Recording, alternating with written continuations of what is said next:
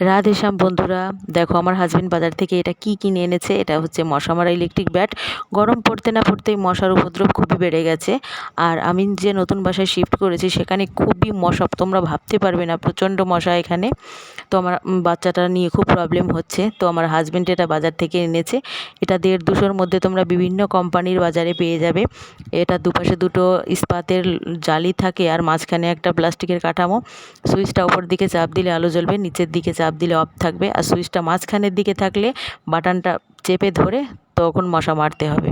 বাটনটা চেপে ধরলে এই লোহার এই যে ইস্পাতের যে জালিটা, এটায় কারেন্ট আসবে আর সেটা শর্ট খেয়েই মশাগুলো মরবে।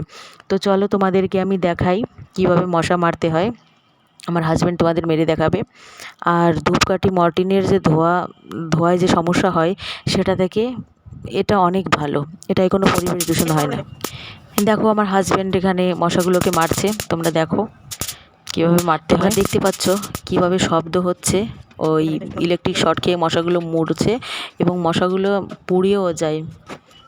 তো খাটের তলায় খুব মশা হয়েছে, যার কারণে খাটের তলায় তোমরা দেখতে পাচ্ছ কীভাবে সেকেন্ডের সাথে মশাগুলো মরে পড়ে যাচ্ছে, পুরো আওয়াজ হচ্ছে, মশাগুলো পড়ে যাচ্ছে, ইলেকট্রিক শর্ট খাচ্ছে।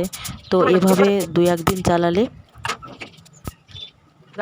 এভাবে 2-1 দিন এই ব্যাটটা যদি তোমরা চালাও তো ঘর থেকে সব মশা চলে যাবে। তোমরাও যদি চাও তো ব্যাটটা নিতে পারো। এটা সবথেকে ভালো মশা মারার জন্য। আমার এটা খুব ভালো লেগেছে। তোমরা যদি চাও এটা ব্যবহার করতে পারো, কোনো অসুবিধা হবে না।